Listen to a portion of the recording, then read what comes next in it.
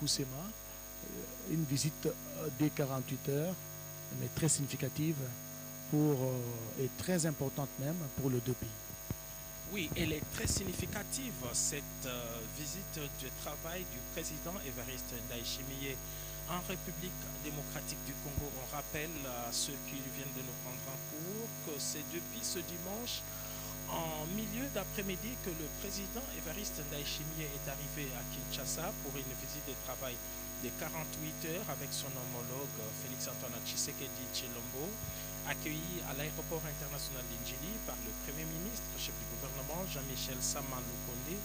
Le président du Burundi a pris ses quartiers au palais présidentiel du Mont Ngaliema, et dans la soirée, les deux chefs d'État ont échangé autour d'un dîner avant qu'il ne se présente aujourd'hui au palais de la Nation pour la partie officielle de cette visite. Tout a commencé à 10 h avec cette première rencontre ici. Le président Évariste Ndayishimiye a été accueilli au perron du palais de la Nation par son homologue Félix-Antoine Tshisekedi Tshilombo.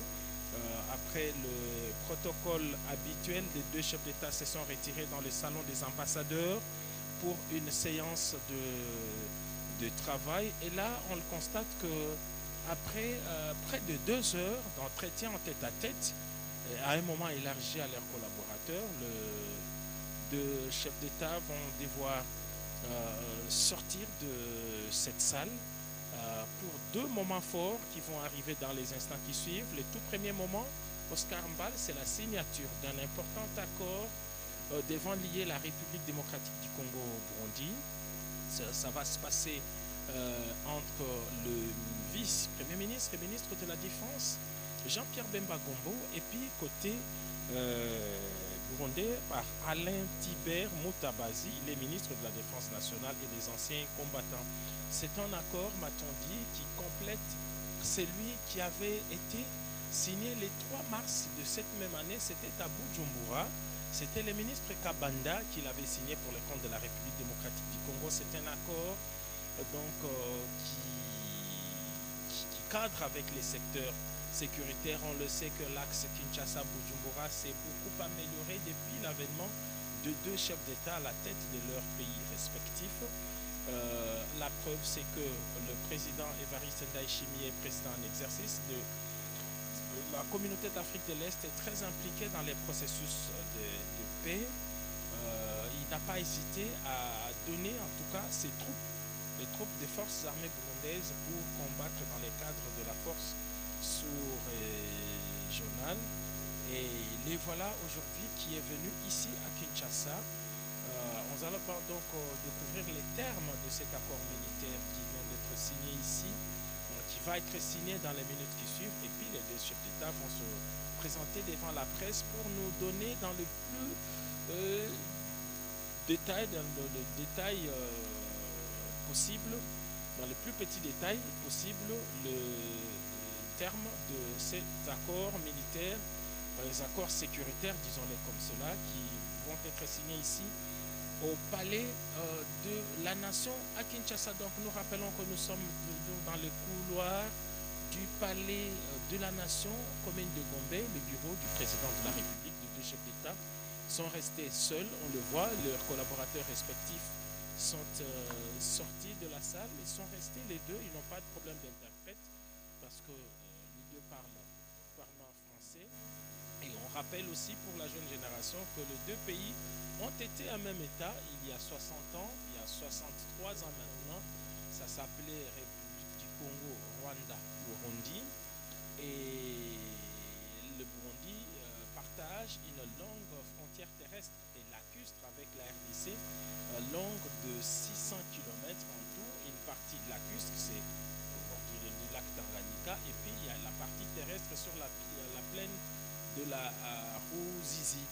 Et les 2 États ont signé des accords sécuritaires pour une protection mutuelle. Donc lorsqu'il y a des personnes qui sèment des troubles ici en République démocratique du Congo et qui vont trouver refuge là-bas, ils seront accueillis. Et c'est la vice-versa également, sans que l'on ne passe par des procédures. C'est-à-dire que lorsque vous commettez on va vous cueillir et vous amener directement au T2 et vice versa. Donc c'est pour partiser cette cohabitation pacifique entre les deux pays. Donc voilà un peu ce que nous pouvons dire pour l'instant, cher Oscar Mbal. Pour nos locuteurs de langue, je crois qu'ils ont besoin aussi de ces précisions. Oui, absolument, pour les locuteurs de langue, ils ont besoin de comprendre que ce soit en Kikongo ou en Kiswahili, ce qui se passe exactement ici au Palais de la Nation.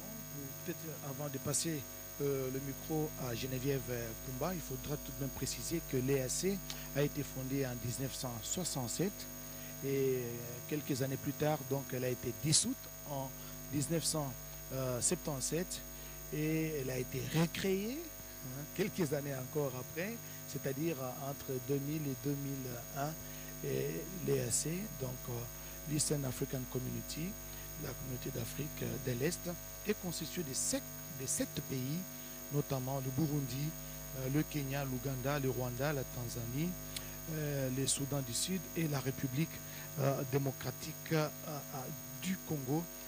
Geneviève Kumba, nous sommes suivis dans les cataractes au Congo central, dans l'espace Grand Bandundu et à travers le monde.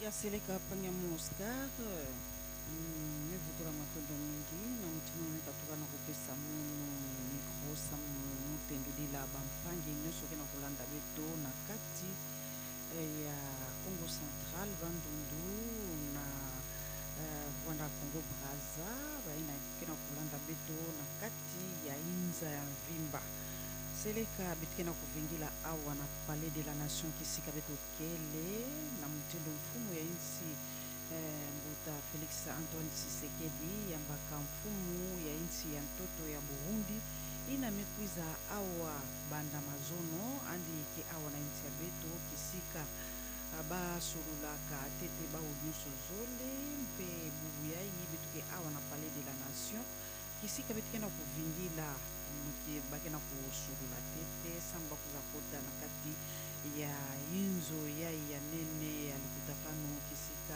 ba mibungisa samu ba ngwizani kelutela seleka bakena kusurula tete na ina metadila mambo ya kutanina na kati ya SA République démocratique ya Congo kisika mtoto ya Burundi ina pesaka ba makesa to ba soda nandi samba kuiza pesa mu République démocratique ya Congo na kuzaba kutani na bandelo ya ba insi nyonso zole mpe ba insi ina yankaka bisika mavwange na usalama kuna na este ya République démocratique ya Congo samna nini insi to ndoto ya Burundi kena kusadisa insi ya beto benfona zabati na kati ya kivuka ya ina communauté ya bantoto ya Afrika kena kusalisa samu na kutani na SA République démocratique ya Congo mtoto ya Burundi pe andike na kati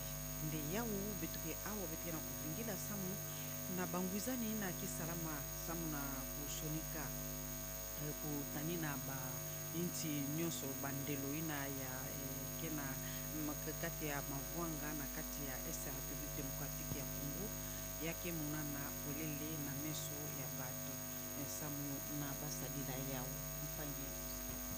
Gertrude, au Congo, la République démocratique du Congo partage une longue frontière jusqu'à Roussé-Maladi avec le Burundi, plus de 600 km. Nous avons visité justement le Ruzizi, la rivière Ruzizi. Nous avons été à Kavimvira, à la frontière entre le Burundi et la RDC, justement à Kavimvira. C'est là qu'il y a la plaine de la Ruzizi, vous savez, à Ouvira.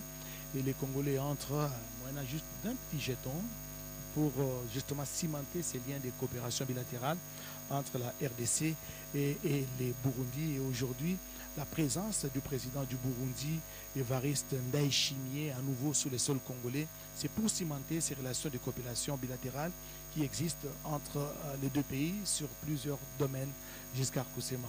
Il y a une grande activité transfrontalière entre la République démocratique du Congo et le Burundi, justement à partir de la plaine de la Ruzizi. tous les jours, il y a des transports en commun comme privés qui partent de Bukavu et même de Goma pour la ville de Bujumbura qui se trouve d'ailleurs à 5 minutes seulement de la ville congolaise d'Uvira. Et c'est de là également qu'il y a cette frontière naturelle avec la plaine de la Ruzizi, la rivière Ruzizi, qui partage d'ailleurs les terres congolaises de la province du Sud Kivu et celles burundaises de la province de Chibitoke. Chibitoke se trouve juste en face de la province congolaise du Sud Kivu avec toute la chaîne de Midumba qui surplombe justement la ville d'Uvira et de Bujumbura. Bujumbura qui est bâtie sur la côte du lac congolais, du lac Tanganyika. Donc il y a plusieurs choses en commun entre la République démocratique du Congo et le Burundi. Comme je l'ai dit, c'était un même pays avec la même monnaie, la même capitale. Alors pour l'histoire, c'est que l'aéroport de Bujumbura se trouve d'ailleurs parmi les vieux aéroports construits à l'époque coloniale et ça s'appelait aéroport d'Usumbura. Usumbura qui est devenu aujourd'hui Bujumbura. Et lorsque les avions décollent, ils décollent pratiquement avec la queue sur des terres congolaises. Donc l'aéroport de Bujumbura, l'aéroport international, sur cette vaste plaine de la Ruzizi. Il est vrai qu'il y a quelques années, ces terrains naturels a été investi par des forces négatives et le gouvernement du Burundi a mis les bouchées doubles justement pour combattre ces forces négatives qui ont pris leur quartier au niveau de la plaine de la Ruzizi et dont les conséquences venaient jusqu'en République démocratique du Congo. C'est vrai qu'aujourd'hui, il y a moins de problèmes sécuritaires sur la plaine de la Ruzizi qu'il y en avait il y a quelques années. C'est dire que la coopération militaire entre la République démocratique du Congo et le Burundi fonctionne merveilleusement bien et que les deux chefs d'État veulent renforcer davantage avec ces accords militaires qui vont être signés aujourd'hui. Donc Burundi, République démocratique du Congo, une histoire commune, une histoire coloniale, mais ce sont deux pays qui ont gardé jusqu'à aujourd'hui une certaine proximité. Alors, pour l'histoire, lorsque ces trois pays, Rwanda, Burundi et RDC, étaient un même pays, même monnaie et tout ça, il y avait de mêmes entreprises évidemment. Alors, seul le Rwanda a changé quelques dénominations. Mais si vous allez à Bujumbura, vous allez retrouver la Régie des eaux. Exactement le même nom, même couleur, même si que la Régie des eaux de la République démocratique du Congo. Vous allez retrouver la SNEL, vous allez retrouver l'Office des routes, vous allez retrouver l'ONATRA, vous allez retrouver donc toutes ces vieilles entreprises dans leur dénomination originelle et les Burundais ont gardé jusqu'à aujourd'hui. Et donc, lorsque vous associez à la langue, à un moment, si vous fermez les yeux, vous allez croire que vous êtes en République démocratique du Congo parce qu'on parle la même langue, le Swahili, et puis vous vous retrouvez donc devant l'ONATRA, la Régie des eaux, la SNEL, alors que vous êtes au Burundi. Ça, c'est une vérité historique. Donc, c'est dire que ce n'est pas facile de pouvoir partager. Condamné à partager, l'RDC condamné à partager ses frontières naturelles avec les Burundi, Giscard, Bujumbura et la capitale économique, n'est-ce pas? Jusqu'en 2018 justement, avant de passer les flambeaux à Kitega. On fait ça, Burundi a maintenant comme capitale politique Gitega qu'ils essayent de construire. D'ailleurs, le palais présidentiel de Ntare se trouve à Gitega, qui n'est pas très loin de Bujumbura. Beaucoup de pays africains l'ont fait. Nous sommes restés dans cette vieille dénomination. C'est le cas avec la Tanzanie. Beaucoup croient que Dar es Salaam est la capitale, mais non. Donc, il y a... quelle est encore la ville? J'y ai été. Kigoma est la capitale, mais ils sont en train de construire et mettre des infrastructures pour faire de la grande ville, comme c'est le cas également avec Lagos. Lagos était longtemps la capitale, mais aujourd'hui ce n'est plus la capitale parce que la capitale est Abuja. Donc beaucoup de pays comme ça ont fait des mutations et c'est le cas avec Bujumbura, mais dans tous les cas, Bujumbura restera la grande ville. Elle reste la grande ville du pays. C'est même la porte d'entrée. Donc lorsque vous allez à Kitega, vous devez obligatoirement passer par Bujumbura, qui reste la plus grande ville côtière du lac Tanganyika, avec cette particularité, cher Oscar, c'est des hippopotames, ça c'est un fait de société. Autant que nous le voyons aussi à Kalemie, des hippopotames. Mais ceux de Bujumbura ne tuent pas, ils ne sont pas méchants, ils sont à la limite domestiqués, on dirait. Ils sont sur la plage et tous les jours habitués avec des gens, mais alors qu'à quelques distances seulement, à quelques kilomètres seulement, vous trouvez des hippopotames congolais. Mais ceux-là ne sont pas domestiqués. Faites attention, vous risquez de vous faire dévorer. Voilà, le Burundi est un pays situé en Afrique, au sud de l'équateur. Il est limité au nord par le Rwanda, à l'est et au sud par la Tanzanie et à l'ouest par la République démocratique du Congo, qui partage une longue frontière justement avec ce pays, une longue frontière de plus de 600 km du lac Tanganyika, et cette frontière le relie également à la rivière Ruzizi, qu'on peut même traverser à pied, hein, c'est pas si grand. Hein. Nous avons été sur la plaine de la Ruzizi, nous avons été à Kamanyola, à Luberizi, dans cette partie de la République. Et voilà, donc Burundi, RDC, c'est pratiquement un même pays, un même peuple, parce que nous partageons pratiquement la même culture. Et sachez que la RDC et le Burundi, ce sont les deux pays qui parlent français et qui se retrouvent dans la Eastern African Community, dans la communauté d'Afrique de l'Est. Les autres pays parlent anglais, Burundi et RDC parlent français, mais nous sommes tous membres de l'EAC Astrido Congo. Watazamaji wapenzi wa RTNC, tunapatikana kujumba la taifa mahali ambako Rais wa Jamhuri Felix Antoine Tshisekedi anampokea mwenzie wa Burundi Evariste Ndayishimiye, mwenye aliweza kufika tokea jana hapa mjini Kinshasa katika matembezi ya siku mbili. Kwenye uwanja wa ndege ya Njili aliweza kupokelewa na Waziri Mkuu Jean-Michel Sama Lukonde.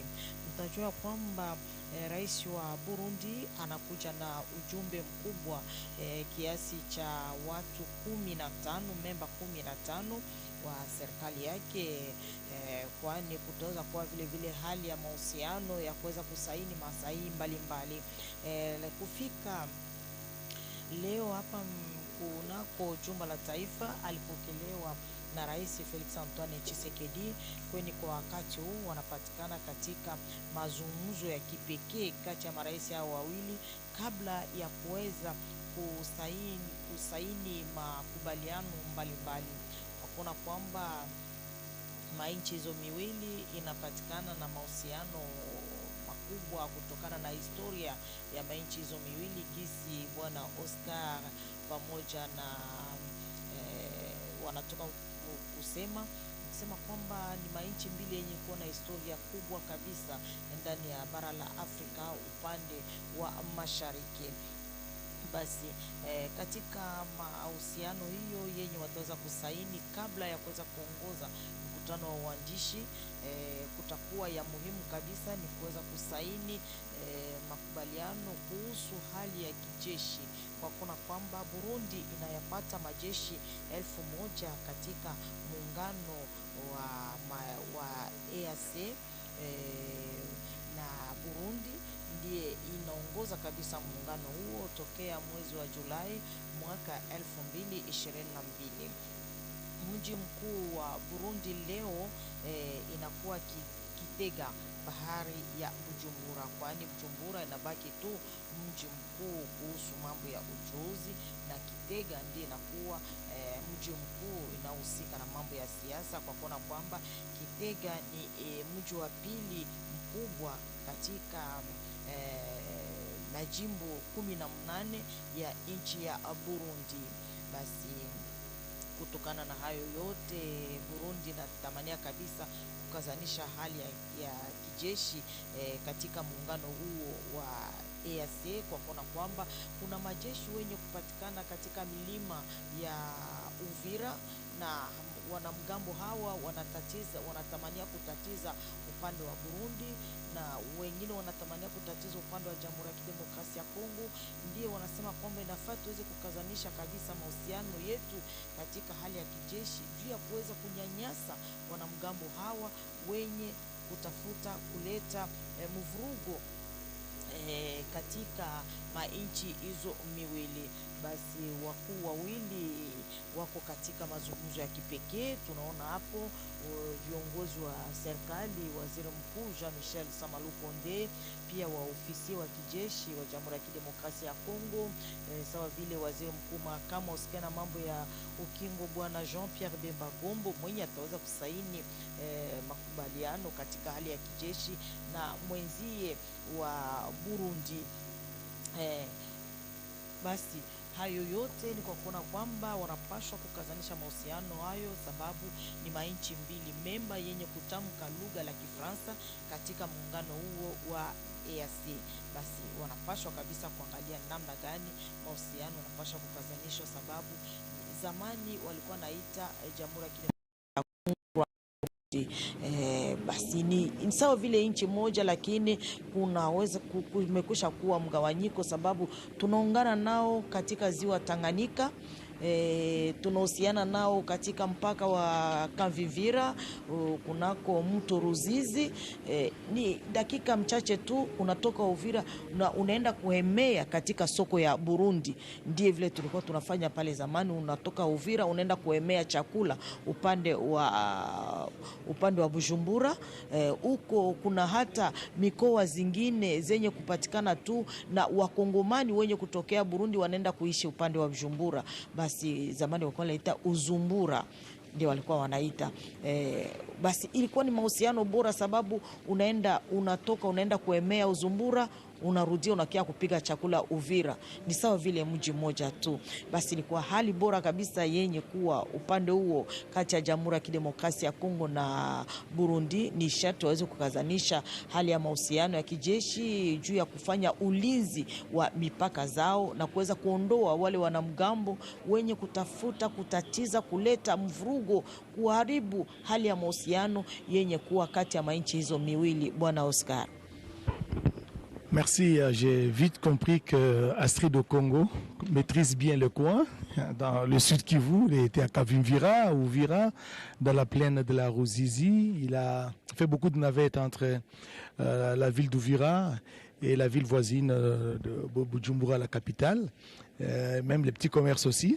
M'a-t-elle confié quand on échangeait tout à l'heure, mais des questions de sécurité bilatérale et régionale figurent à l'ordre du jour des échanges, et surtout cet accord qui sera bientôt signé, parce que nous avons vu tout à l'heure les membres du gouvernement ainsi que les officiels burundais qui sont en train, je pense que la réalisation va nous proposer cela, qui sont en train de regagner, d'entrer dans la salle où sera donc, voilà, c'est dans cette salle que cet accord sera signé entre les deux parties, un accord sur le plan sécuritaire, la sécurité le long des frontières communes entre la RDC et les Burundi. Vous savez, il y a toujours des groupes négatifs, Giscard l'a souligné tout à l'heure, des groupes négatifs qui opèrent au Burundi avec une base arrière en RDC, et des groupes négatifs qui opèrent en RDC avec une base arrière au Burundi et vice-versa. Et vous savez que les deux pays, au milieu, il y a les chaînes de montagnes de Mitumba qui surplombent justement la ville d'Uvira et qui partagent en même temps la frontière avec les Burundi. Et souvent, ces groupes négatifs se réfugient sur ces chaînes de montagnes de Mitumba que nous avons vu un jour, on a visité par hélicoptère, n'est-ce pas?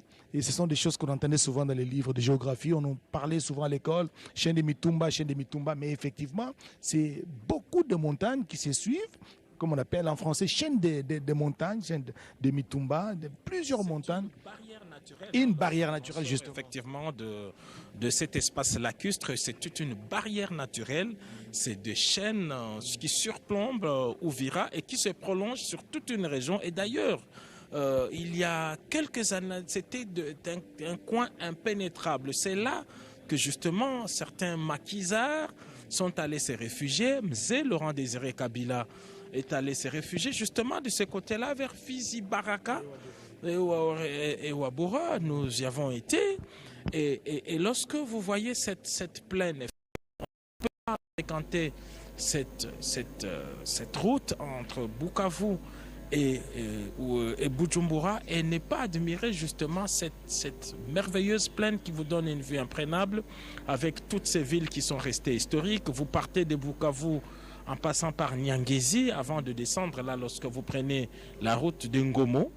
C'est l'une des routes les plus dangereuses avec ses escarpements. Une route serpentée. Hein. Une route serpentée. Et moindre erreur, vous êtes dans la falaise. Exactement, sans espoir de remonter à la surface.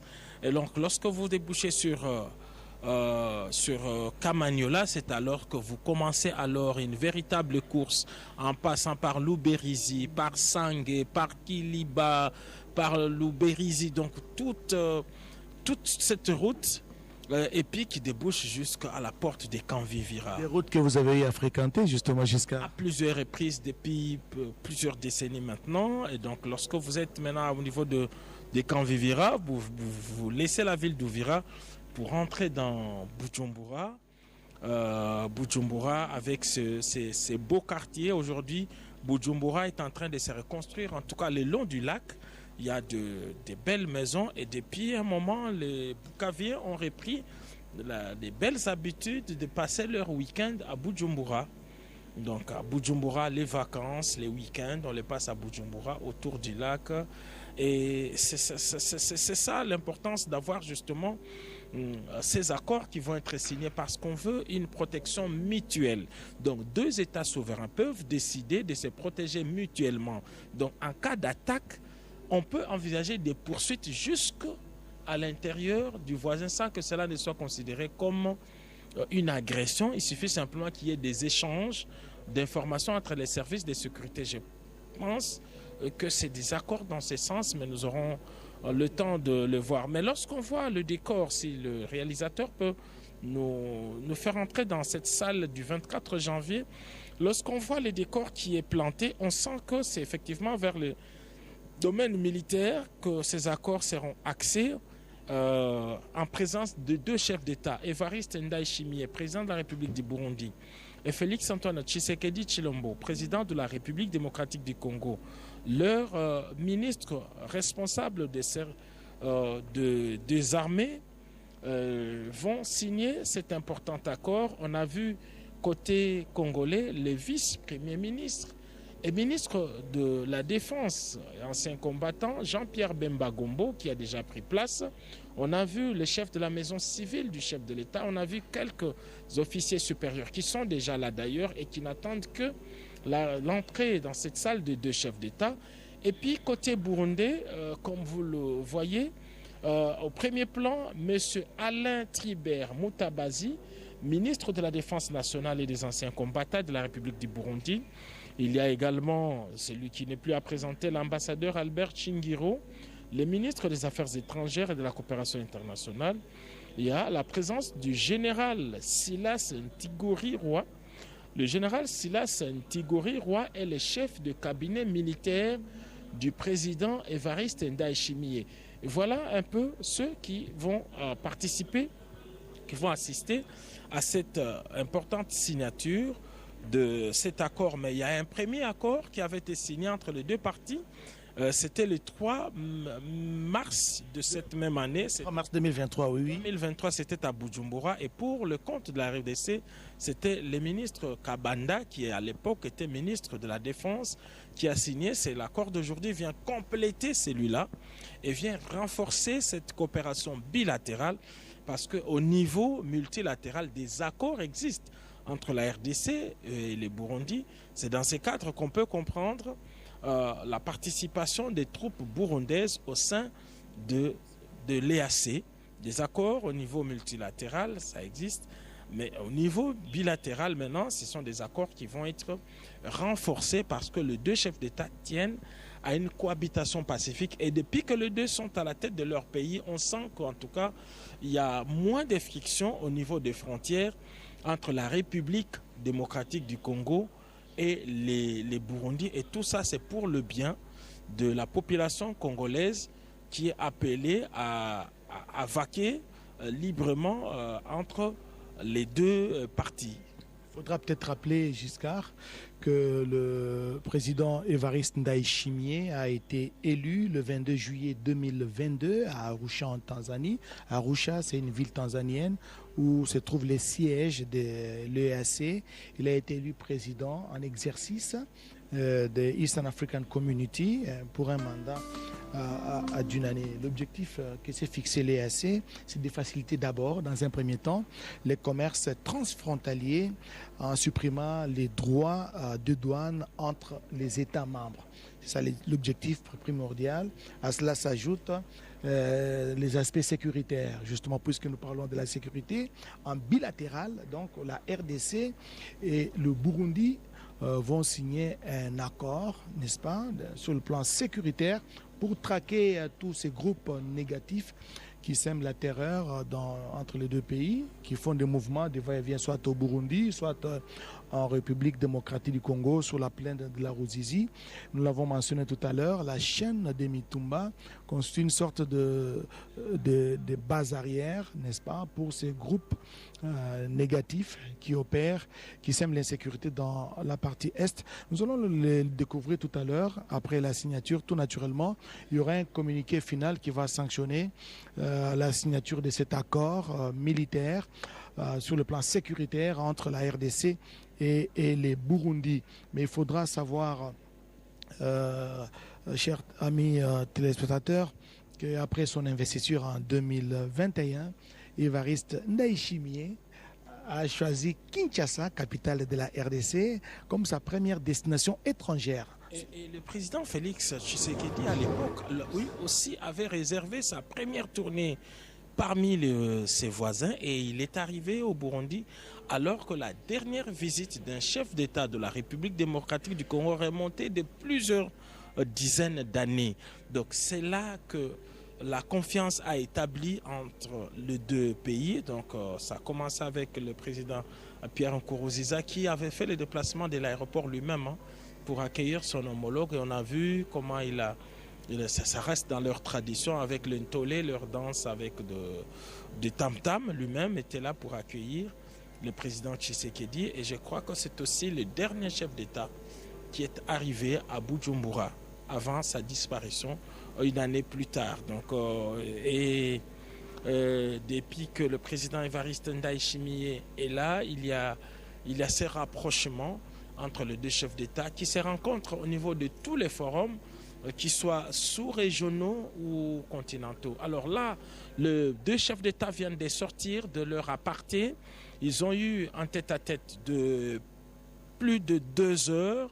À un moment, leur rencontre a été élargie à leurs collaborateurs respectifs, mais là, ils viennent de sortir pour un tête-à-tête qu'ils ont tenu seuls. Ils vont traverser ces couloirs présidentiels pour se diriger à l'autre extrémité de la salle. C'est la salle du 24 janvier, celle qui a été aménagée pour accueillir justement la cérémonie des signatures de cet important accord militaire qui devrait lier la République démocratique du Congo à la République du Burundi, et le tout dans un objectif d'une protection mutuelle, en tout cas une espèce de pacte de non-agression, un pacte mutuel de non-agression et de protection mutuelle de leurs frontières communes. Giscard Koussima, et pour ne pas vous interrompre, vous savez, la présence, une fois de plus, d'Évariste Ndayishimiye, président de la République du Burundi en RDC, constitue un message fort, un signal fort de la proximité qui existe entre les deux États et en même temps entre les deux chefs d'État. Nous avons cité Félix Antoine Tshisekedi Tshilombo et Évariste Ndayishimiye.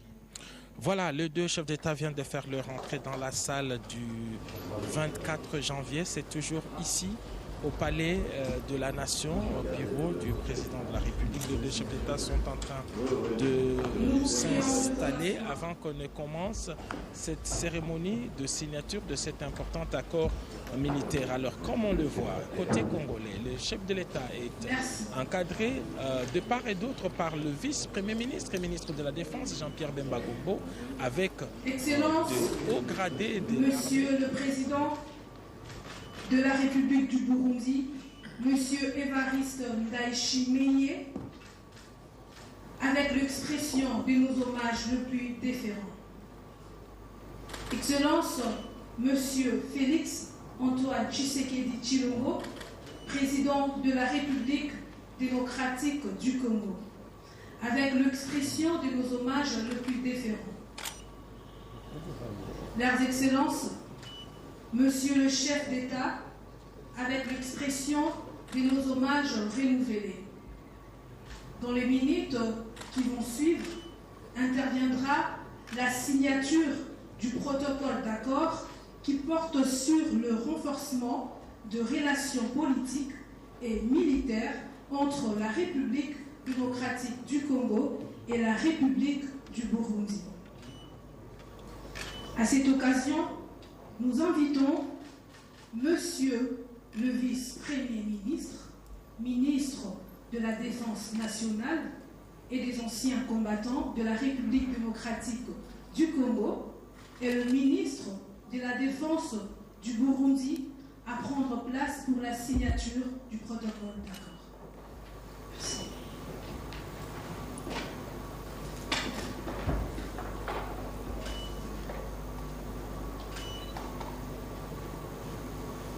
Gombo qui va prendre place pour signer pour le compte de l'État congolais, et pour le compte de la République du Burundi, c'est M. Alain Tribert Mutabazi, ministre de la Défense nationale et des anciens combattants, qui va signer cet accord. Nous n'allons pas avoir les termes de cet accord. Peut-être qu'il y aurait un communiqué final qui puisse sanctionner. Mais les deux chefs d'État vont devoir commenter sur cet accord militaire tout à l'heure, parce qu'après cette étape, les deux chefs d'État vont rentrer dans la mythique salle de l'indépendance pour un point de presse. Et vont nous dévoiler les contenus de ces accords. Donc c'est une étape importante, en tout cas dans l'histoire des relations entre la République démocratique du Congo et la République voisine du Burundi. Le désaccord dans les domaines de la sécurité, de la défense, les tout pour le bien de leur État. Voilà, c'est déjà signé, et sous donc la supervision des deux chefs d'État, en présence du président Félix Antoine Tshisekedi Tshilombo et du président Évariste Ndayishimiye. Messieurs Bemba et Messieurs Tribert Mutabazi viennent donc de signer cet important accord, et tout à l'heure nous aurons l'avantage de découvrir les contenus à travers les commentaires qui seront faits au plus haut niveau par les deux chefs d'État. Voilà, c'était une petite cérémonie sommaire. C'était ça le clou. Une brève cérémonie, mais très sobre. Sobre, mais très importante. Monsieur le Président de la République, ainsi prend la fin de la cérémonie de ce jour. Merci. Soirée. Qui applaudissent, c'est un important moment, et là le protocole d'État invite les deux chefs d'État, d'abord leurs collaborateurs, à le précéder dans cette salle pour la conférence de presse qui va être co-animée ici même. Mais Giscard, il faudra souligner que cet accord militaire fait suite à deux mémorandums d'entente qui avaient été signés en son temps sur la construction d'une ligne ferroviaire entre Bujumbura, Kindu, en passant par Bukavu et Kavimvira. Exactement. Un mémorandum d'entente est une intention de coopération. Il existe plusieurs mémorandums d'entente entre la République démocratique du Congo et du Burundi, mais aujourd'hui, on n'est plus au niveau des intentions, mais on est au niveau des actions concrètes. Et ce sont ces deux accords, ce sont des accords qui viennent d'être signés, et c'est en présence de deux chefs d'État. yaseleka bapange luzolo mutini betena kumunina ya mfumu ya insi mekuza bagena kuza kota na kati ya kisika bamebokudila plasi na ba mutakasavubu sadilaka conference andi ina ya sambetu bakila kipwanza bamekatuka na kati ya inzo kisika bametula maboko na mbuta luya luketalaka mambo ya basuda ya inchi ya beto na mbuta luya luketalaka mambo ya basuda ya ntoto ya Burundi bauyai kena kukota na kati ya plasi ya independence kisika mbuta kasavubu sadilaka ina yandi diskulu ina beto bakila kempwanza kisika mfumu ya inchi kekuza sadila point de presse andike vwanda kisika mosi samu na kutendula mpe andi bazabisa mambu nyonso yina bamekatuka na kutudila hadi boko samu ya zabakana pe na kati ya bato empange kisema samu bato bazaba diambo yai bamekatuka na kutudila hadi boko bamfumu wa insi nyonso zole mfumu wa insi ya Burundi na ya République démocratique ya Congo ba nyonso zole bamekatuka na kutula ku ndima ti ba mbuta ya luyalu batula diboko na kati ya mikanda na kisa ba insi nyonso zole samu na ngemba na kutanina na kati ya babwala nyonso zole yawu kina usadisa bawu na tangu yai bakuza kota na kati ya kisika yai samu beto toma zaba diambu ina nyonso luta mpe batendula yao sereka pangi okongo kebwela beto dia kaina andi kena kumuna Naam, marais wawili wanatoka kabisa kunako chumba hiyo yenye kuliweza kusainika makubaliano kuhusu kijeshi, kwani waziri wa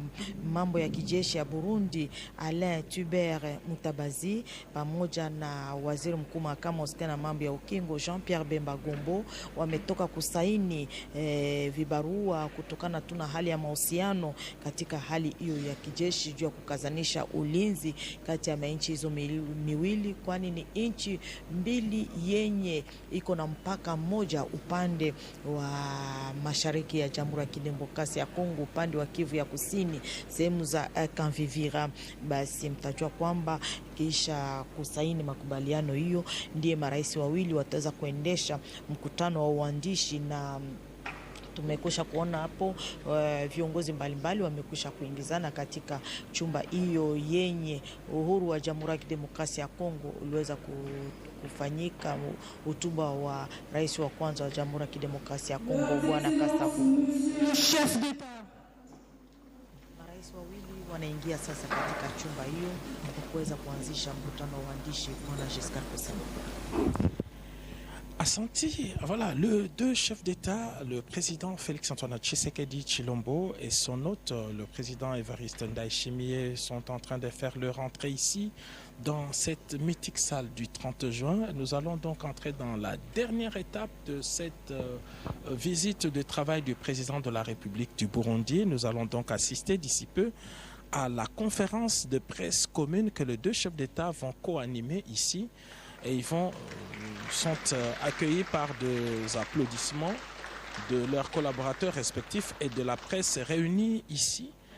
Nous allons donc suivre cette conférence de presse.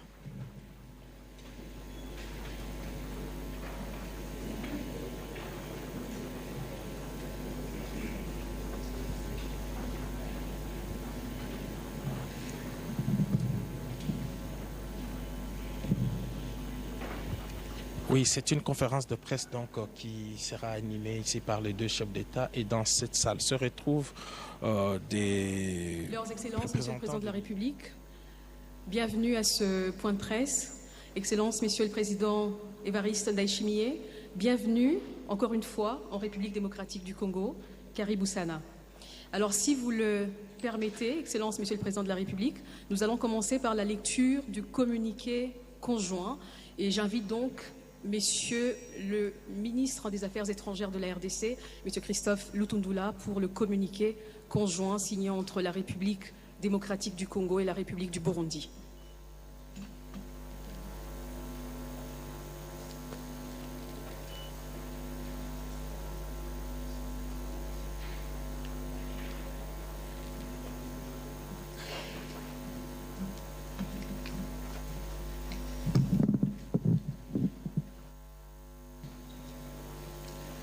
Communiqué sanctionnant la visite de travail de Son Excellence Évariste Ndayishimiye, président de la République du Burundi et président en exercice de la communauté est-africaine à Kinshasa en date du 27 au 28 août 2023. À l'invitation de Son Excellence Félix Antoine Tshisekedi Tshilombo, président de la République démocratique du Congo, le président de la République du Burundi et président en exercice de la communauté est-africaine, champion de l'unité africaine pour l'agenda jeunesse, paix et sécurité, Son Excellence Évariste Ndayishimiye a effectué une visite de travail en République démocratique du Congo du 27 au 28 août 2023. À son arrivée à l'aéroport international d'Ndjili, le président de la République du Burundi a été accueilli par Son Excellence Jean-Michel Sama Lukonde Kenge, Premier ministre de la République démocratique du Congo, accompagné par d'autres officiels. Dans la matinée du 28 août 2023, les deux chefs d'État ont eu un entretien en tête-à-tête au Palais de la Nation. L'objectif de la visite était de renforcer davantage les liens d'amitié, de fraternité et de coopération dans le domaine varié d'intérêts communs tels que ceux de la défense, de la sécurité et du commerce. Lors de cette visite, la question de la coopération bilatérale pour le développement a retenu l'attention des deux leaders, notamment les projets intégrateurs comme le pont reliant la province de Cibitoke au Burundi et celle du Kivu, celle du Sud Kivu en RDC, la sécurisation de l'entreprise de construction de ce pont, ainsi que le chemin de fer reliant la Tanzanie, le Burundi et la RDC, sans oublier la route Bujumbura-Uvira-Bukavu. Dans le domaine commercial, en vue de faciliter les transactions entre les deux pays, les deux chefs d'État ont convenu de la nécessité de créer des agences bancaires burundaises et congolaises à Bukavu, Uvira, Bujumbura et Rumonge. Dans la même optique, ils ont appelé au renforcement des échanges d'expériences et d'expertise entre les ministères sectoriels dans le domaine de l'agriculture, des infrastructures et de l'industrie. Les entretiens entre les deux chefs d'État ont également porté sur l'évolution de la situation sécuritaire à l'est de la RDC à travers les processus de Nairobi et de Luanda. À ce sujet, les deux chefs d'État ont demandé à toutes les parties concernées de respecter et d'appliquer la feuille de route conjointe des processus de Nairobi, présidée par Son Excellence Évariste Ndayishimiye, et de Luanda, pilotée par Son Excellence João Manuel Gonçalves Lourenço, signé le 23 novembre 2022 lors du sommet de Luanda, tel qu'enrichi et adopté par les sommets des chefs d'État et de gouvernement de l'Union africaine du 19 février 2023. Dans ce cadre, les deux chefs d'État ont constaté et déploré le fait que le M23 n'a pas la volonté de se désengager et d'aller dans les centres de cantonnement. À cet effet, les deux chefs d'État ont lancé un appel à la région de prendre ses responsabilités pour contraindre le M23 d'aller au cantonnement. Ils ont également rappelé l'obligation faite au M23 et aux autres groupes armés locaux et étrangers d'entamer sans délai le processus de démobilisation, désarmement et réinsertion dans la vie civile pour permettre d'identifier et de contraindre les groupes armés étrangers récalcitrants, de les traquer et de les mettre à disposition de leur pays d'origine. Ils ont en outre échangé sur des questions régionales et internationales, notamment sur la situation politique au Niger et au Soudan, ainsi que les conséquences d'ordre économique et humanitaire de la guerre en Ukraine sur le continent africain. À cet égard, les deux chefs d'État ont rappelé la position de l'Union africaine, appelant au règlement pacifique des conflits en Afrique et au retour à l'ordre constitutionnel au Niger par le dialogue. Quant à l'Ukraine, les deux chefs d'État ont réitéré la position de l'Union africaine, invitant les parties concernées à résoudre cette crise par la voie pacifique. À l'issue de cette visite, un protocole d'accord en matière de défense et de sécurité a été signé entre les deux parties en présence de deux chefs d'État afin de renforcer la sécurité dans les deux pays. Les deux chefs d'État se sont réjouis de l'excellence de relations d'amitié, de fraternité et de coopération existant si heureusement entre la RDC et le Burundi, ainsi qu'entre leurs peuples respectifs. Le chef d'État du Burundi a exprimé ses profonds remerciements à son homologue congolais, son Excellence Félix Antoine Tshisekedi Tshilombo, président de la République démocratique du Congo, au gouvernement et au peuple congolais pour l'accueil exceptionnellement chaleureux et fraternel à son endroit et à sa délégation. Au terme de leurs échanges, son Excellence Évariste Ndayishimiye a invité son homologue, son Excellence Félix Antoine Tshisekedi Tshilombo, à effectuer une visite au Burundi à une date qui sera convenue par le canal diplomatique usuel. Fait à Kinshasa, le 28 août 2023, pour le gouvernement de la République démocratique du Congo, le vice-premier ministre des Affaires étrangères et de la francophonie, son Excellence Christophe Lutundula Pala, pour le gouvernement de la République du Burundi, le ministre des Affaires étrangères et de la coopération au développement, son Excellence, Monsieur l'ambassadeur Albert Chigiro. Je vous remercie. Merci, Monsieur le ministre. Alors, leurs Excellences, Monsieur le Président de la République, je vous invite à rejoindre les lutrins pour la conférence de presse.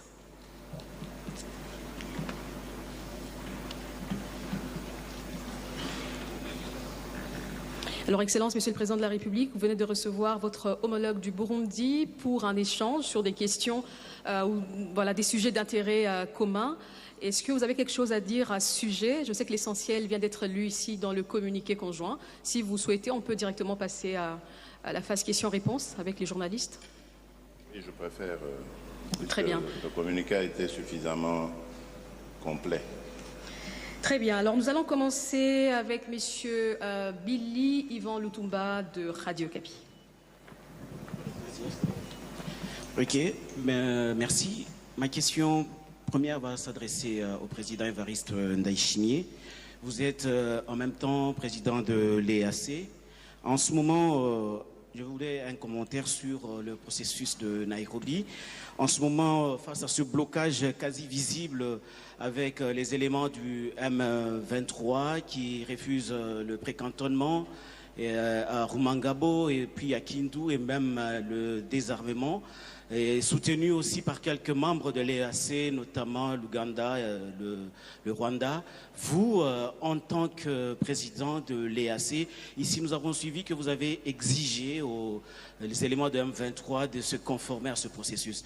Mais concrètement, vous, en tant que président de l'EAC, qu'est-ce que vous préconisez pour que ces éléments de M23 puissent se conformer au processus de Nairobi? Et ma deuxième question, c'est plutôt au président Félix Tshisekedi. Face à ce blocage, je m'en tiens à votre récente déclaration depuis Beijing en Chine où vous parliez d'une collaboration entre les forces de l'EAC avec quelques éléments de M23, hormis les forces burundaises qui s'appliquaient un tout petit peu. Aujourd'hui, face à ce blocage, vous, en tant qu'autorité de la RDC, c'est quoi votre décision? Vous allez observer cela ou bien vous avez une décision particulière? Merci. Merci, chers journalistes. D'abord, je tiens encore une fois à réitérer mes remerciements envers mon frère, le président Félix, son gouvernement et au peuple congolais pour votre accueil très chaleureux et l'hospitalité qui nous a été réservée depuis notre arrivée dans votre très bon pays. Et je suis venu en tant qu'ami, vous savez, nous sommes le Burundi et le Congo, nous partageons l'histoire de la colonisation, nous partageons l'histoire de nos peuples respectifs. Nous sommes, je peux donner une image, nous sommes comme l'écorce et l'arbre. Donc, ce qui touche l'un touche l'autre, ce qui fait que nous avons des sentiments au peuple congolais quand ils sont dans les difficultés. Et la question que vous venez de poser, effectivement, c'est la question qui nous préoccupe tous, mais il faut monter à l'origine de l'intervention de la région pour aider le peuple de la République démocratique du Congo à recouvrer la paix. Et la région avait constaté d'abord qu'on ne peut pas être unis tant qu'il y a un membre de la famille qui souffre. Et vous savez, notre slogan, c'est « Un peuple, un destin ». Et la région alors a décidé de venir appuyer les efforts du gouvernement congolais que nous félicitons, parce que le gouvernement congolais fournit beaucoup d'efforts pour recouvrer cette paix, cette stabilité, et la région a voulu venir emboîter le pas et aider le gouvernement congolais à stabiliser le pays. Il est vrai que l'objectif des processus de Nairobi, c'était juste pour faire respecter le cessez-le-feu pour les groupes armés et internes à la République démocratique du Congo, mais aussi aider les communautés à se réconcilier. Mais à ce moment-là, le M23 n'était pas là. Le M23 a résurgi au moment où on est entré dans le processus. Nous nous réjouissons quand même que les groupes armés congolais ont accepté de déposer les armes. Et dans le sud de Kivu, c'est calme et nous voyons qu'ils sont prêts pour le processus DDR. Mais le M23, quand il a ressuscité, ça nous a donné des fils à retordre parce que effectivement, ce n'était pas prévu. Mais comme le principe, c'est faire taire les armes en République démocratique du Congo, la région aussi doit s'y mettre. Mais aussi, l'Union africaine a aussi emboîté le pas en donnant la mission au président angolais dans le processus de Luanda.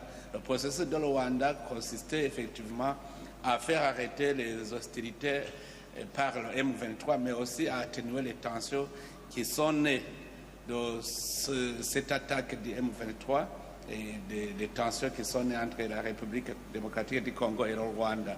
Donc aujourd'hui, nous voyons que les autres groupes armés congolais ont accepté de déposer les armes, mais le M23 toujours est récalcitrant.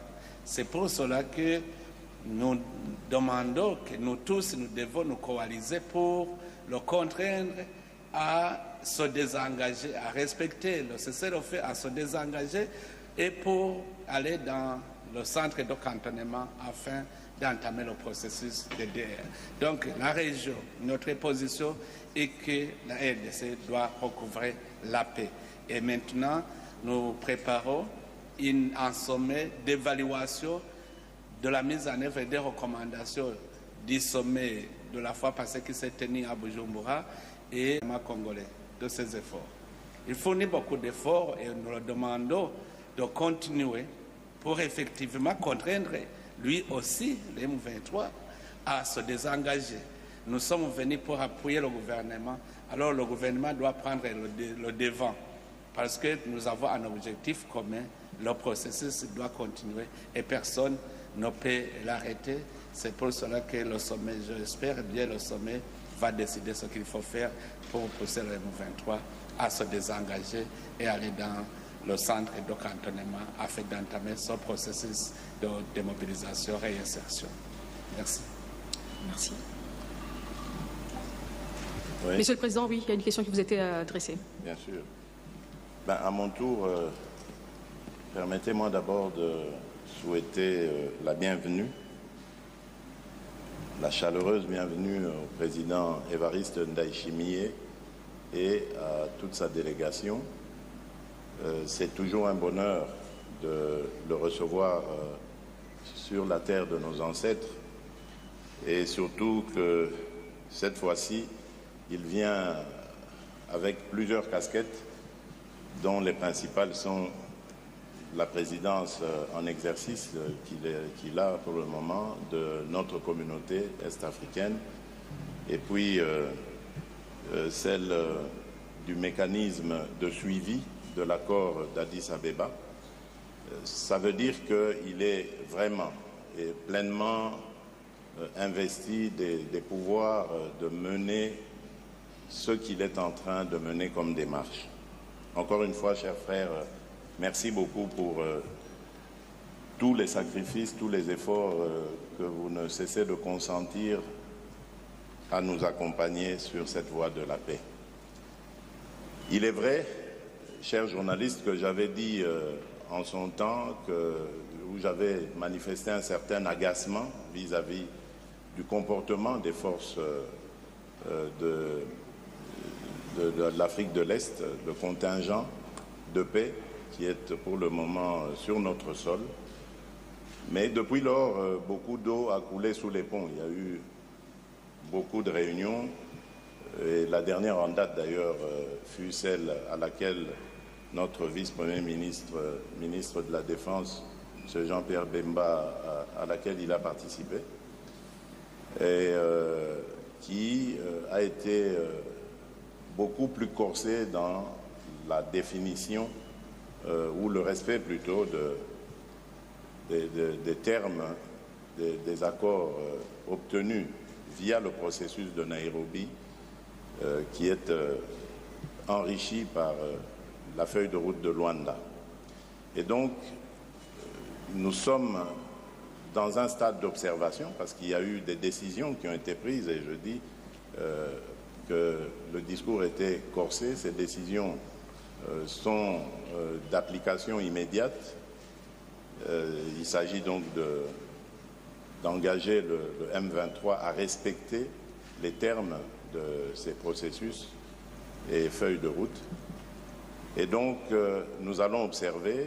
Il est prévu, selon le président en exercice de notre communauté, la tenue très prochaine d'un sommet de l'EAC pour justement se pencher sur la question. En attendant, nous allons observer sur le terrain pour voir si le M23 finalement va accéder à cette recommandation de la feuille de route. Dans le cas contraire, nous en tirerons les conséquences lors du prochain sommet et du prochain sommet de l'EAC et donc nous vous dirons ce qui aura été décidé. Évidemment, notre exigence reste la même.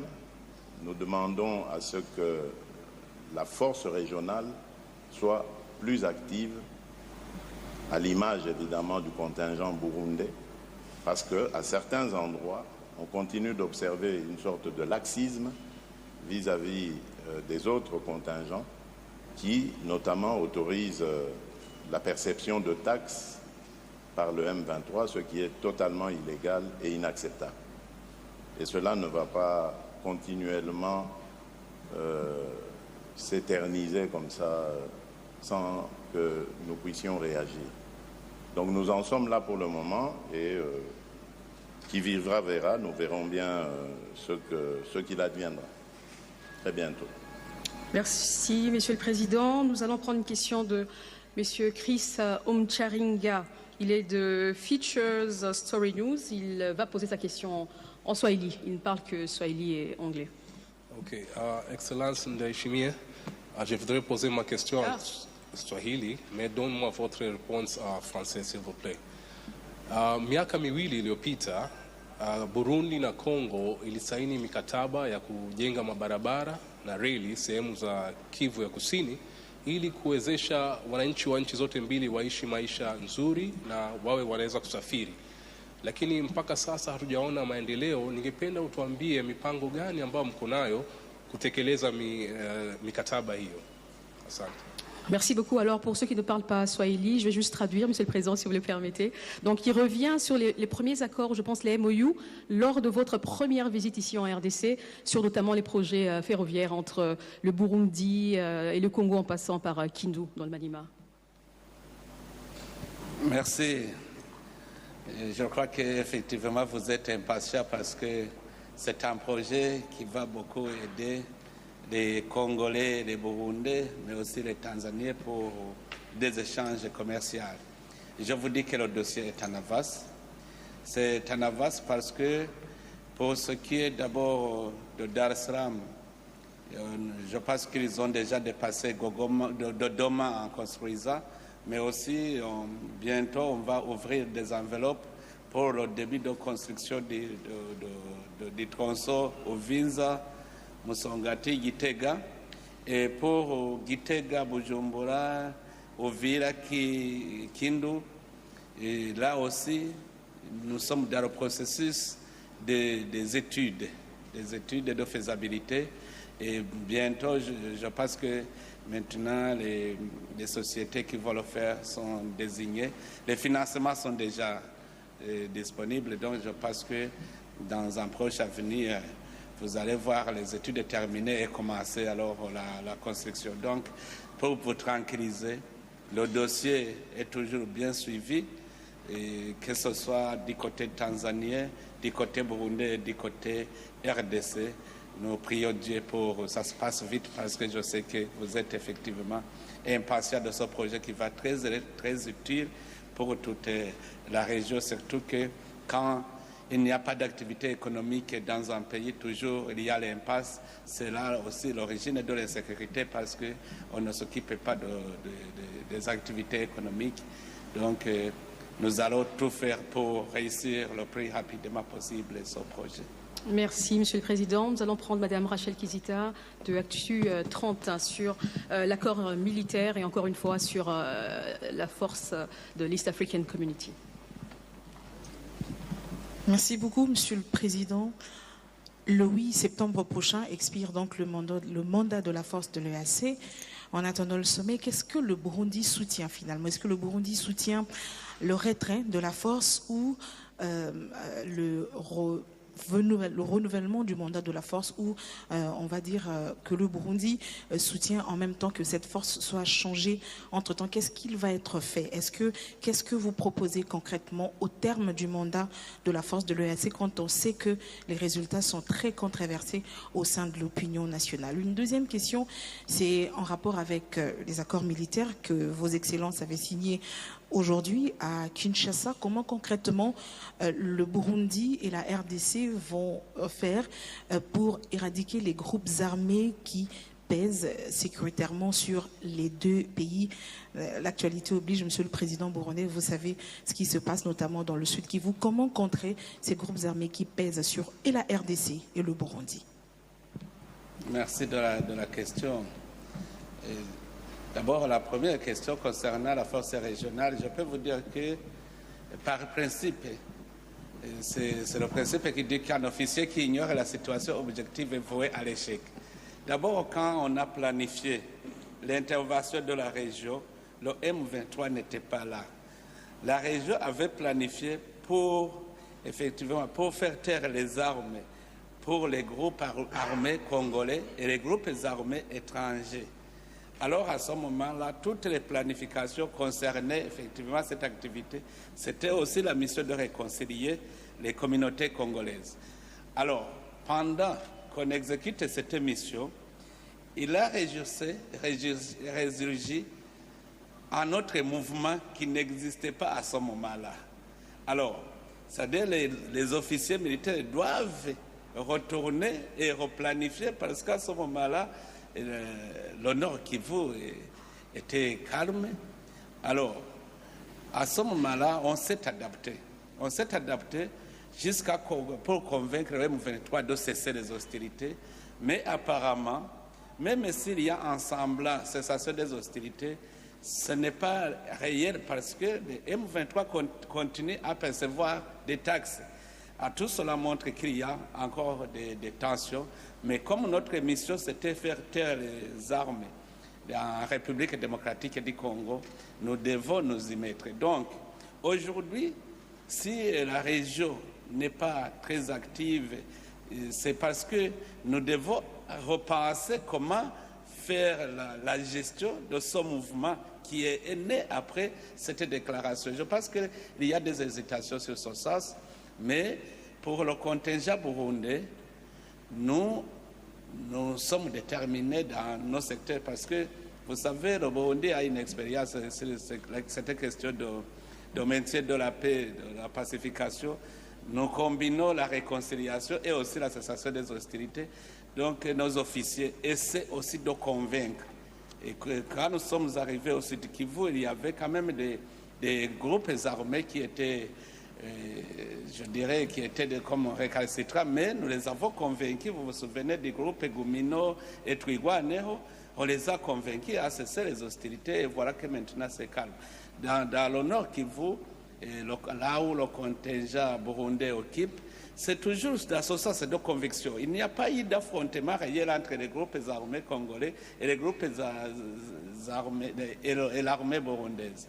Mais nous essayons de les convaincre. Je pense que la région aussi devra faire de même et les contingents militaires des autres pays vont, quand nous allons nous réussir, nous allons nous réunir, nous allons aussi chercher à avoir une même stratégie. Parce que c'est convenu qu'un groupe récalcitrant sera contraint de suivre le processus. Donc, ce que je peux dire, ce n'est pas le moment de dire qu'il faut renvoyer la force régionale parce qu'elle ne fait rien. Mais souvenez-vous aussi qu'au départ, ce n'était pas planifié de confronter le M23. Donc, et quand nous allons nous réunir, c'est là où nous allons décider, et c'est lui qui va refuser, effectivement, ce serait montré non favorable. Mais aujourd'hui, on ne peut pas le dire. Je pense que dans le sommet, la réponse sera toujours là. Et la deuxième question, c'était quoi? C'était, je pense, vous avez déjà répondu en partie. C'était sur les groupes armés, les forces négatives du Burundi, notamment dans la partie est de la RDC. C'est la mission de la région. En fait, dans notre mission, c'était d'abord assurer le cessez-le-feu pour les groupes armés congolaises et ceux qui n'acceptent pas seront contraints, mais aussi la mission est de contraindre les groupes armés étrangers à cesser, à déposer les armes et rejoindre leurs pays respectifs. Donc, aujourd'hui que les groupes armés congolais ne sont pas encore cantonnés, il est difficile de distinguer. Mais ce n'est pas seulement la mission du gouvernement congolais de combattre les groupes armés étrangers, mais c'est la responsabilité aussi de la région. Nous sommes ensemble pour combattre tous les groupes armés étrangers. Et maintenant, la difficulté est que, comme le processus de cantonnement n'est pas encore là, il est très difficile de distinguer, mais c'est la mission qui suit d'ailleurs que nous devons aussi fournir beaucoup d'efforts. D'ailleurs, je ne comprends pas souvent comment on accuse le gouvernement congolais qu'il ne fait rien pour traquer ces groupes armés étrangers. C'est notre mission tous. Ce n'est pas la République démocratique du Congo. Nous-mêmes, nous sommes concernés, l'Ouganda, Sud-Soudan, le Kenya, nous sommes tous concernés à combattre ces groupes. Donc, il n'y a plus de raison de dire je l'entends souvent de la déclaration du Rwanda qui dit que la RDC ne combatte pas les groupes armés étrangers rwandais, mais c'est la responsabilité de nous tous. Nous devons aider à ce que ces groupes soient anéantis totalement pour donner la paix, la chance de la paix dans toute la région. Merci, Monsieur le Président. Ce n'est pas fini. On continue avec Monsieur Yassem de la chaîne 10e rue TV. Merci, Monsieur le Président de la République. Je suis Yassem Avungara, 10e rue Télévision Kinshasa. Ma question s'adresse au Président de la République démocratique du Congo. Monsieur le Président, chef de l'État, nous savons tous, au début de votre mandat, vous vous êtes battu pour terminer cette guerre à l'est de la République démocratique du Congo. Vous avez signé beaucoup d'accords. Il y a eu beaucoup de rencontres bilatérales également. On parle de le processus de paix de Nairobi. Et pas plus tard que le samedi, vous avez échangé avec Bintou Keïta, envoyé spécial du secrétaire général des Nations Unies. Et Bintou Keïta déclare après vos échanges, il déclare que vos échanges ont porté sur le déploiement de la mission de la SADC. Monsieur le Président, après beaucoup de rencontres, beaucoup d'échanges pour la solution qui doit être trouvée pour la République démocratique du Congo, quand est-ce que la situation sécuritaire dans l'Est de la République démocratique du Congo va finalement terminer, va finalement trouver solution? Ça, c'est la première question. Deuxième question, rapidement. Et quelles sont les stratégies en interne que la République démocratique du Congo peut mettre justement pour trouver solution à ces problèmes? Ça, c'est les deux premières questions du chef de l'État, Félix. Et dernière. Ça va vous faire 3 questions parce qu'il y a encore 2 questions. Une dernière pour le président Ndayishimiye, rapidement. Monsieur le président Ndayishimiye, vous avez dit, vous allez tout faire pour assurer la paix et la sécurité en République démocratique du Congo tout à l'heure. Alors ma question, c'est, vous êtes président en exercice de l'EAC, également président du Burundi. Si aujourd'hui la République démocratique du Congo prenait l'option de la guerre, l'EAC sera satisfait? Bien, merci. Bon, quand est-ce que tout cela prendra fin, Dieu seul sait, à vrai dire. Parce que ça fait quand même 30 ans que ça dure, il ne faut pas l'oublier. Vous l'avez rappelé, et merci de l'avoir fait.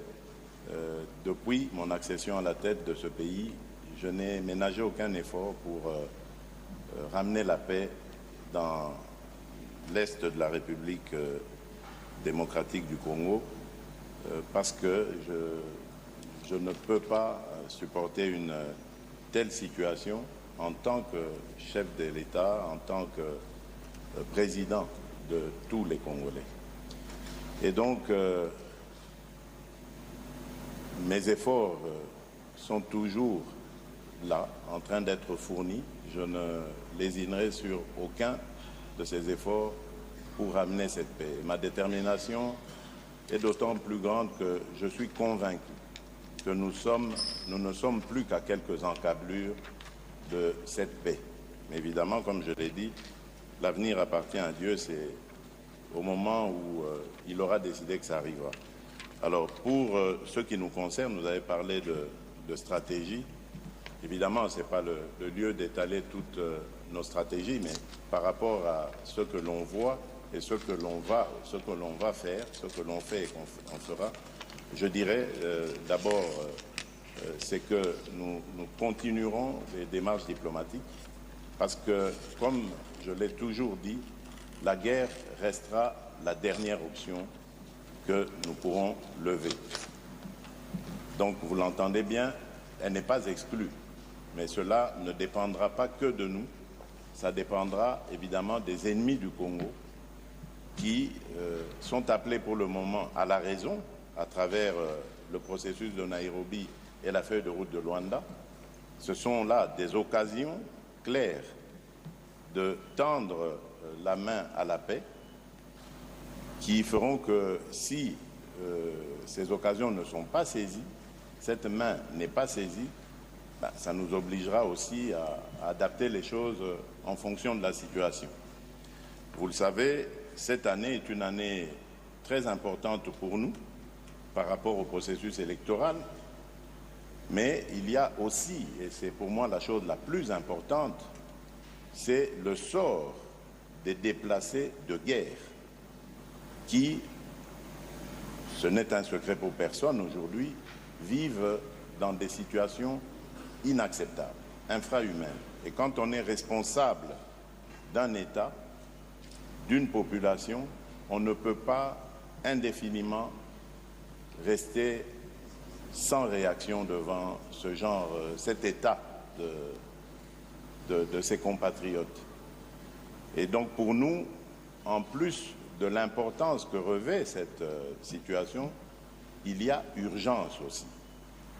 Nous devons, coûte que coûte, ramener nos compatriotes dans les localités qu'ils ont été contraints de fuir à cause de la violence leur imposée par le M23, et cela le plus rapidement possible. Parce que plus les jours passent, plus leur situation devient infernale. Voilà pourquoi je tenais à vous dire que notre stratégie, elle est déployée pour le moment. Nous sommes sur le front diplomatique.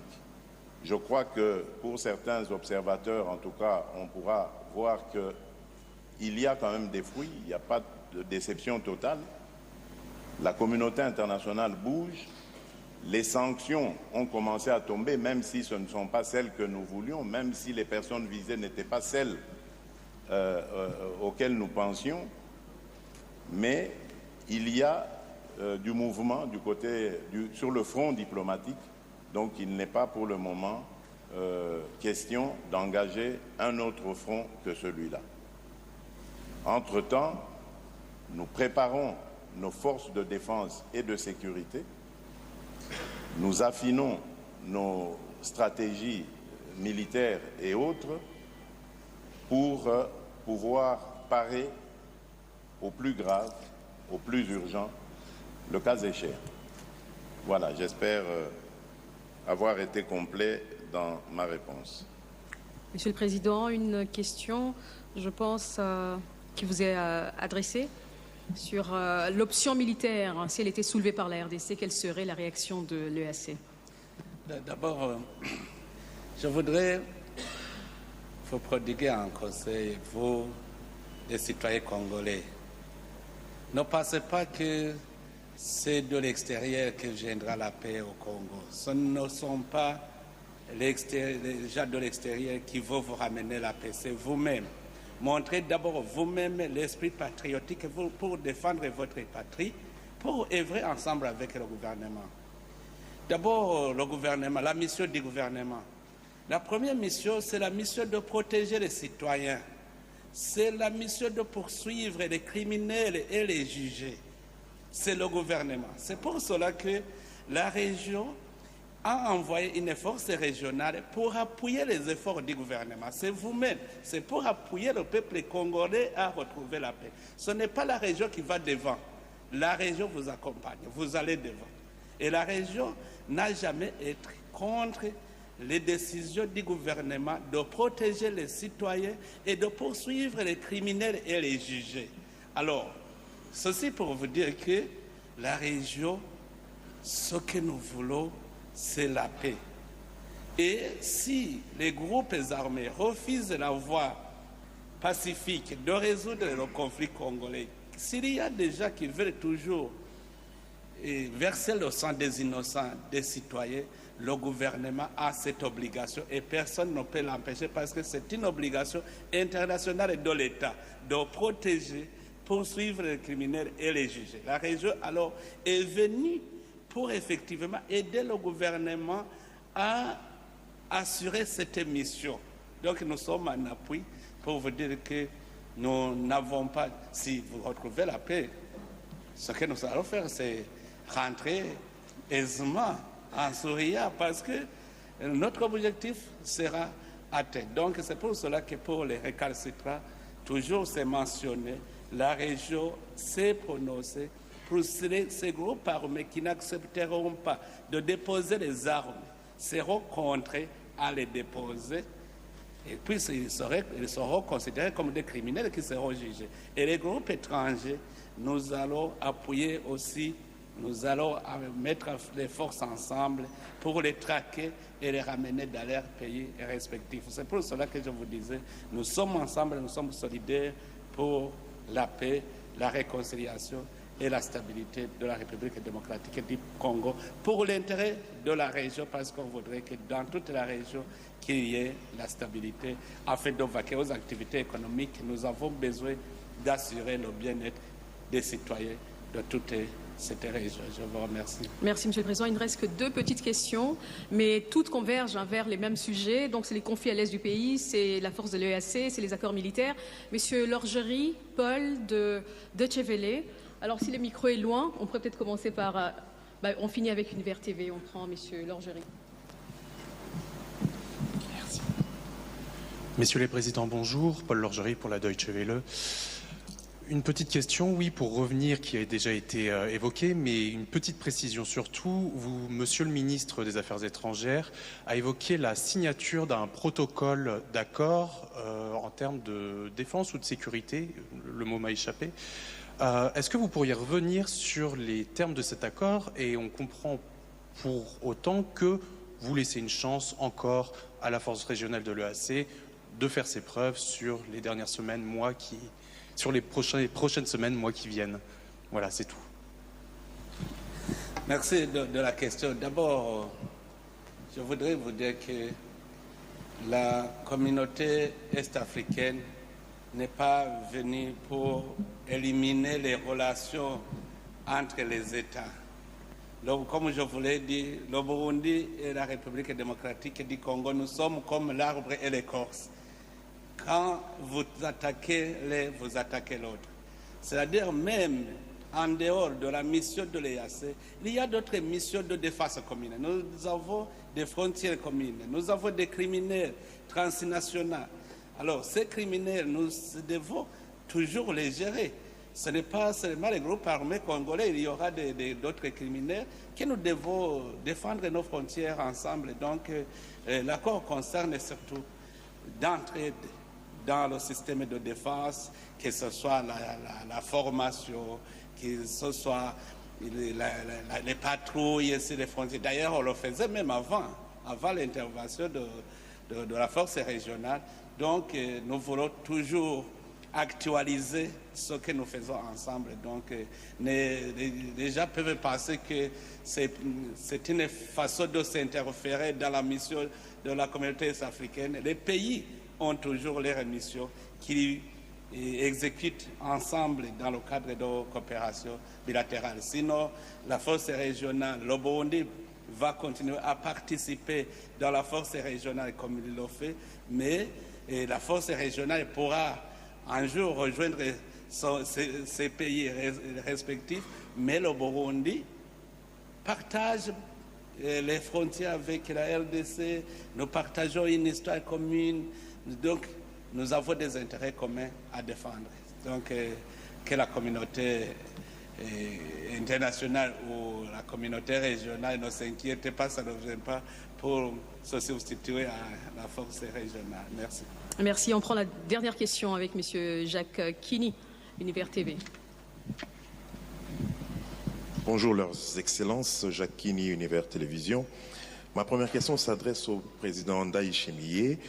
Excellence, vous portez aujourd'hui le statut d'allié stratégique de la RDC et du président Félix-Antoine Tshisekedi dans la région.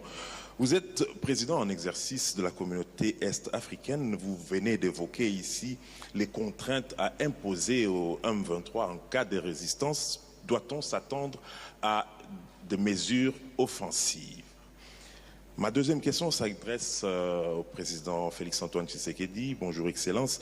La RDC se prépare aux élections prévues au mois de décembre.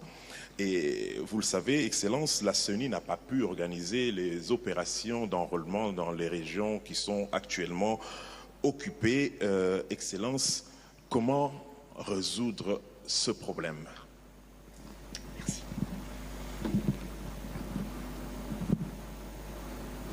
On commence avec vous, Excellence. Merci. Je crois que la question a déjà été répondue. Il faut se référer au premier communiqué où les chefs d'État ont décidé de déployer des troupes de la force régionale. Dans ce communiqué, c'est bien clair que les groupes armés qui ne vont pas accepter de déposer les armes et rejoindre le processus de guerre seront contraints à le faire par la force. C'est déjà communiqué. Maintenant, nous sommes nous sommes devant une situation où c'est le M23. En fait, avant même dans le sud de Kivu, il y avait des groupes réticents. Je me souviens, le groupe Twigwaneho, par exemple, n'avait pas confiance. Mais quand ils ont vu la force régionale qui vient pour sécuriser toutes les communautés, ils ont eu confiance. C'est le M23 seulement qui reste.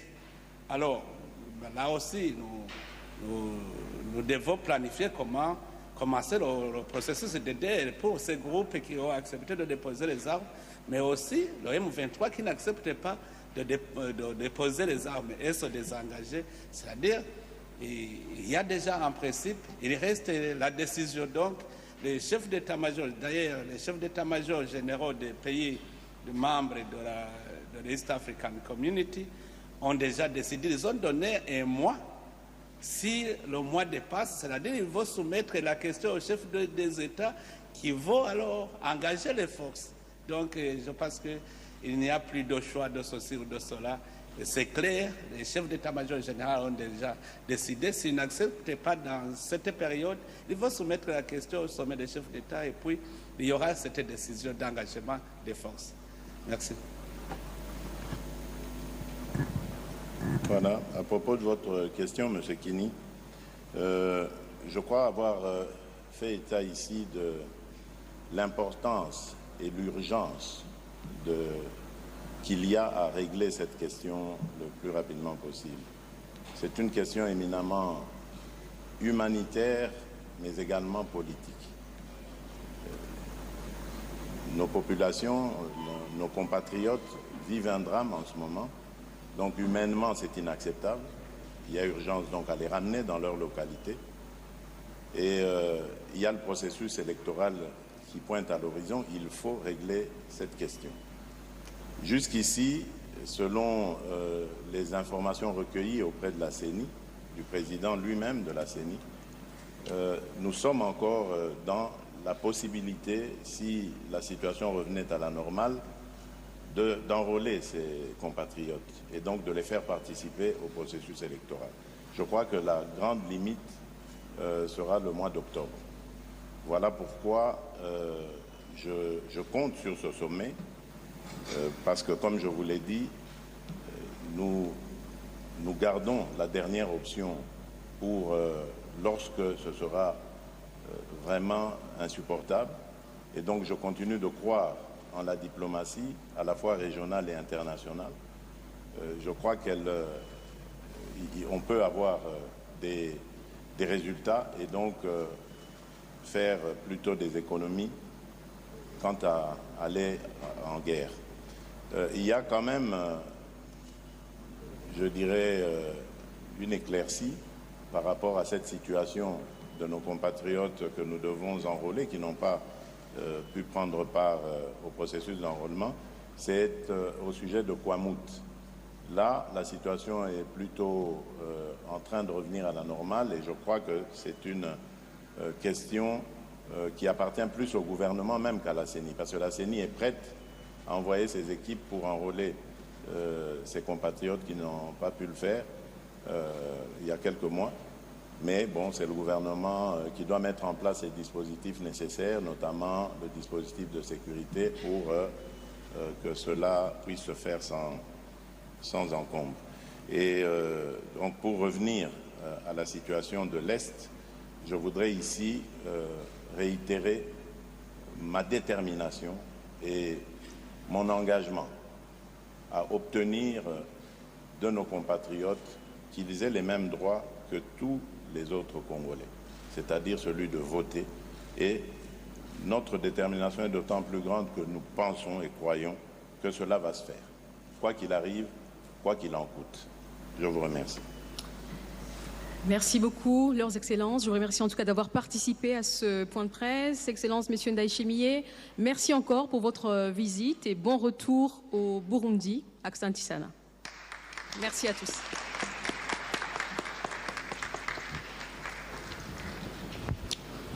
Voilà, nous sommes arrivés au terme de cette retransmission en direct à partir du Palais de la Nation, le bureau du président de la République, Félix-Antoine Tshisekedi Tshilombo. Nous venons d'assister à la fin de la conférence de presse animée par les deux chefs d'État. Ils sont revenus sur toutes les activités qui ont été menées au cours de ce 48 heures. Il a été rappelé ici que l'objectif de cette visite de travail est de pouvoir renforcer les relations bilatérales entre la République démocratique du Congo. Plusieurs domaines de coopération ont été évoquées, et particulièrement la situation à l'est de la République démocratique du Congo. Les deux chefs d'État ont fait les constats sur le refus par les M23 de pouvoir se désengager et de pouvoir se cantonner. Et donc la question est sur la table de l'EAC qui prévoit de convoquer une réunion des chefs d'État pour faire ces constats et prendre des mesures qui s'imposent. Le président de la République, Félix-Antoine Tshisekedi Tshilombo, a réitéré également sa détermination à pouvoir organiser des élections dans notre pays. Il a encore rappelé ici, mais aussi la possibilité de pouvoir organiser de séances d'enrôlement des électeurs dans quelques zones troubles de notre pays. Nous allons donc faire ces résumés ensemble avec mes deux collègues. Yasileka wapangalo zolo betumeka tuka na kulanda mbote mutindu bamfumu ya insi nyonso zole mikatuka na kuvutulila bamvutu na biuvina bakudia kabao na kati ya bato seleka na ndiambu metadila kutanina ya baiti nyonso zole ya vraiment diambu ina vuandaka ngolo mingi bato mikatuka na kuyuvula samu na kati ya bainti nyonso zole ngemba yao ndediambu ya mfunu ina kena kusala ati bainti nyonso zole fona tambula na mtinu mosi ya kuvwanda na ngemba pe na kintuadi yake diambu ina kena kusala kena kubiuvu kena kuyuvudila mingi na kati ya nkangu ya Republique Démocratique ya Congo mpe na baina nyonso mikatuka na kudia biuvu na kati ya bamfumu nyonso zole kasi bamfumu nyonso zole bamikatuka na kupesa to kupesa ngolo na kusiamisa samu baumosi bakitelema na mtindu ya kufuana ina kisalisa samu baisi nyonso zole ngemba ya seleka pe kutanina ya mbote ya vwanda na kati ya bainchi nyonso zole pangia mu asido Kongo pe andikibwela ina mikatuka na kudia. Na tunatoka mkufata sisi wote mkutano wa waandishi yenye marais wote wawili, rais wa Burundi pia wa Jamhuri ya Kidemokrasia ya Kongo, waliweza kuwa wazi mbele ya waandishi kwa kuweza kujibia kwa maulizo yao kutokana na vikundi vya wanamgambo pia ya wanamgambo wa M23 wenye kunyanyasa mashariki ya Jamhuri ya Kidemokrasia ya Kongo. Rais wa Burundi Evariste Ndayishimiye aliweza kusema wazi ya kwamba kweli wanamgambo wa Jamhuri ya Kidemokrasia ya Kongo wamekubali kabisa kuweza kushusha silaha na kuweza kuwapokonya, lakini wale wanamgambo wa M23 wale wakingaliki naleta matatizo kabisa, sababu hadi sasa hawajakubali kabisa juu ya kuweza kushusha silaha zao. Basi ni sherti majeshi ya EAC wataweza kabisa kuwakaza na kuweza kuangalia namna gani ya kuweza kuwapokonya silaha zao na kuweza kuwaondoa ndani ya Jamhuri ya Kidemokrasia ya Kongo, kila mmoja aweze kurudi katika nchi yao, kwa kuona kwamba Jamhuri ya Kidemokrasia ya Kongo inapaswa kupata usalama katika eneo yake yote nzima, na ndiye kazi ya majeshi ya EAC kwa kuweza kumaliza hali hiyo ya unyanyasi mashariki ya Jamhuri ya Kidemokrasia ya Kongo, usalama uweze kurudi na mainchi jirani waweze kuishi katika hali ya utulivu pia usalama. Bwana Oscar. Merci Astrid au Congo. Voilà, ainsi se termine cette visite de travail du président de la République du Burundi, Evariste Ndayishimiye, une visite qui a été sanctionnée par un point de presse conjoint animé respectivement par son Excellence Félix-Antoine Tshisekedi Tshilombo, président de la RDC, et Evariste Ndayishimiye du Burundi. Tout a été dit, et des précisions claires et nettes sur l'accord de sécurité et de défense ont été données au cours de ce point de presse, notamment la sécurisation des personnes et de leurs biens le long des frontières communes. Merci donc de nous avoir suivis. Bonne suite de programme sur votre télévision la RTNC. Merci.